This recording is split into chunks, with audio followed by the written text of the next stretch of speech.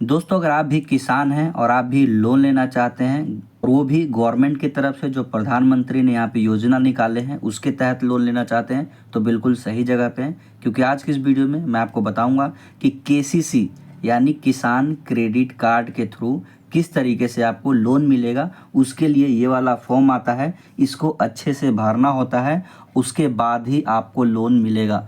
तो अगर आपको भी लोन चाहिए और आप चाहते हैं कि इस फॉर्म को बिल्कुल सही से कैसे भरें स्टेप बाय स्टेप, ताकि आपको लोन मिलने में कोई भी दिक्कत ना हो और बिना गलती के आपको लोन मिल जाए, तो प्लीज़ इस वीडियो को पूरा देखिएगा, वरना बाद में पछताना पड़ेगा। तो चलिए जान लेते हैं। तो दोस्तों, बात करें कि आखिर ये क्यों हम भर रहे हैं और इसका कारण क्या है। तो मैं मान के चल रहा हूँ कि आप एक किसान हैं, और मैं आपको एक और बात बता दूं कि अगर आप किसान हैं या फिर आप मछली पालन है, यहाँ पे मैं एक दिखा देता हूँ, ये देख सकते हैं। अगर आप मछली पालते हैं, एनिमल रखते हैं, मतलब किसान के अलावा भी कुछ हैं, तो उनके लिए भी इसमें ऑप्शन है, वो उनको भी यहाँ पे लोन मिलेगा।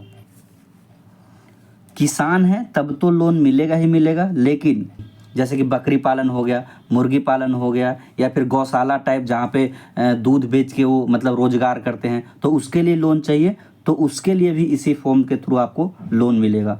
तो कैसे मिलेगा सब कुछ जानेंगे। तो चलिए सबसे पहले हम बात करते हैं कि इसे भरना कैसे है। तो दोस्तों, ये फॉर्म मैंने SBI बैंक से लिया है। अगर आपको ये वाला फॉर्म चाहिए तो वीडियो में बने रहिए, मैं आपको तरीका बता दूंगा। घर बैठे बैठे भी आप इसे डाउनलोड कर सकते हैं और उसे प्रिंट करके घर से भर के ले जा सकते हैं।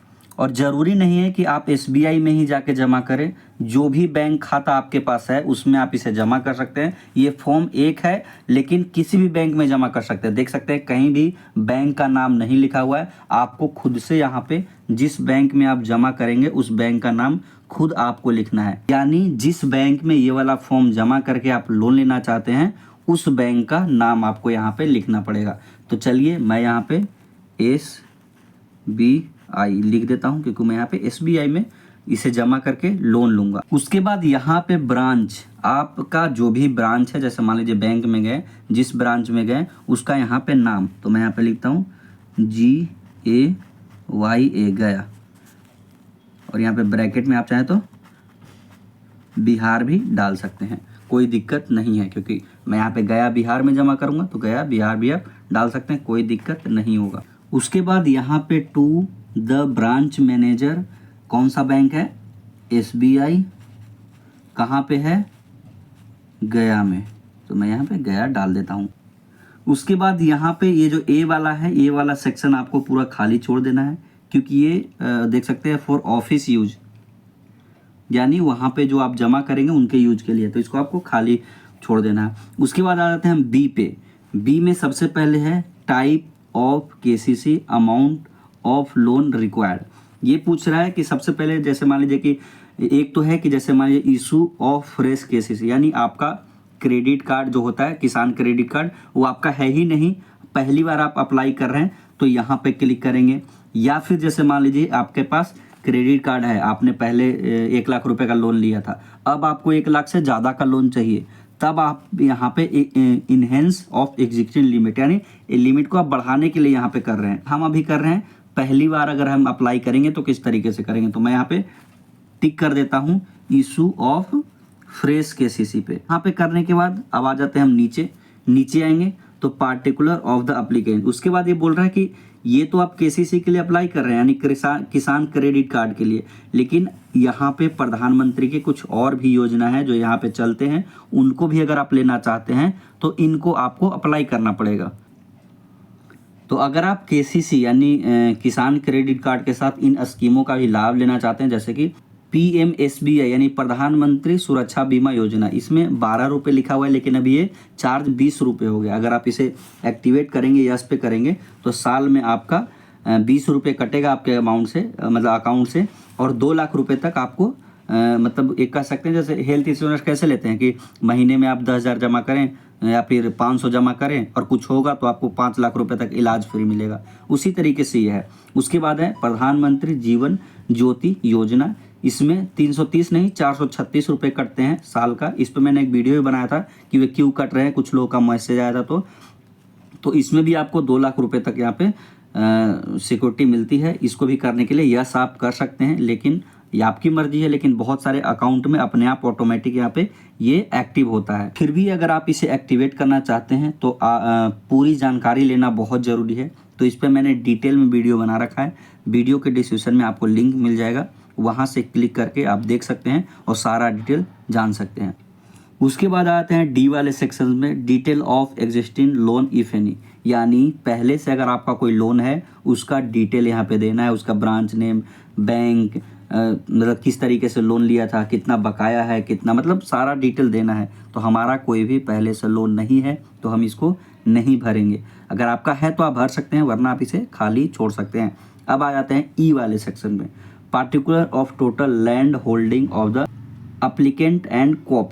यहाँ पे डिटेल देना है आपको अपने ज़मीन का, यानी कि आपका कितना ज़मीन है, क्या खसरा नंबर है, कौन सा आपका ज़मीन है, उसी हिसाब से यहाँ पे लोन भी मिलता है। तो सबसे पहले क्या है, विलेज, नेम ऑफ विलेज, जिस गांव में आप रहते हैं उसका, यानी जिस गांव में आपका खेत है।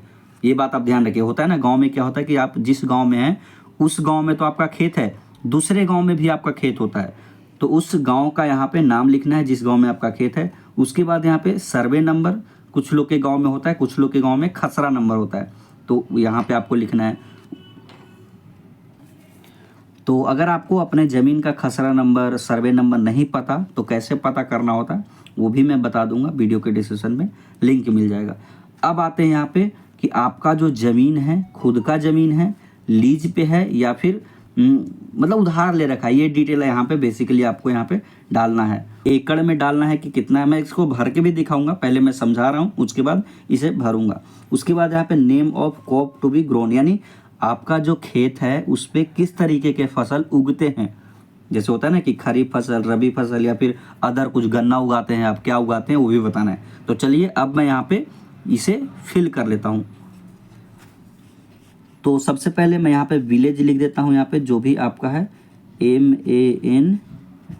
MANPUR, मानपुर। उसके बाद खसरा नंबर हम यहाँ पे डाल देते हैं, जो भी आपका खसरा नंबर है, यानी खसरा नंबर जो आपका है वही डालना है। कभी कभी क्या होता है कि आपका हो सकता है 400/2, इस तरीके से हो तो वो भी आप डाल सकते हैं। उसके बाद यहाँ पे टाइटल में आपका खुद का ज़मीन है, लीज पे है, तो मेरा यहाँ पे खुद का है तो मैं यहाँ पे टिक कर देता हूँ।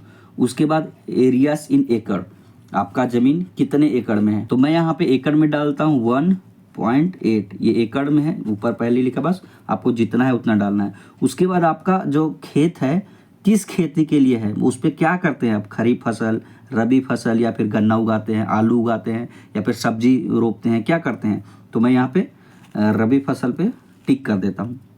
तो ये मैंने अच्छे से फिल कर दिया है। अब हम आते हैं नीचे, और नीचे यहाँ पे मैंने आप शुरू में ही बताया था कि जिसके पास ज़मीन है, खेती करता है, उसको तो लोन मिलेगा ही मिलेगा। साथ ही साथ जो फिश, जो मछली पालन करता है, एनिमल पालन करता है, उसके लिए भी यहाँ पे है।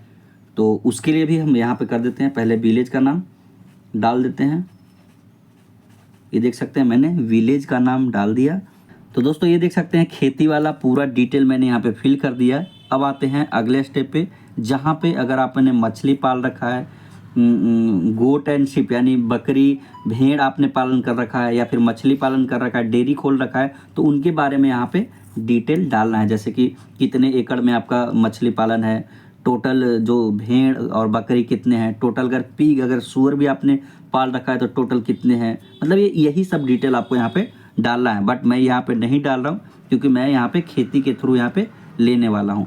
उसके बाद आ जाते हैं जी वाले सेक्शन पे, जहाँ पे security proposed to be offered, यानी यहाँ पे इसका मतलब ये है कि जैसे मान लीजिए लोन आप ले रहे हैं तो आपको क्या क्या सिक्योरिटी वहाँ पे देना पड़ेगा, कि कौन कौन से ज़मीन के कागजात देने पड़ेंगे, या फिर क्या डिटेल देना पड़ेगा। ये डिपेंड करता है कि जिस बैंक में आप जमा कर रहे हैं वहाँ पे कौन कौन सा डॉक्यूमेंट आपसे मांगते हैं। तो ये वहाँ पे जाने के बाद, यानी ये सारा डिटेल फिल करके आप जाएंगे तो वहाँ पे खुद ही बोलेंगे कि हमें ये वाले इस ज़मीन के कागज़ दो, खसरा नंबर, मतलब जो भी डिटेल मांगेंगे वहाँ पे सिचुएशन के हिसाब से आपको यहाँ पे देना पड़ेगा। यानी इसे आपको ब्लैंक रख के जाना है, वहाँ पे जो इंस्ट्रक्शन आपको मिलता है ब्रांच मैनेजर से वो आपको यहाँ पे करना होगा।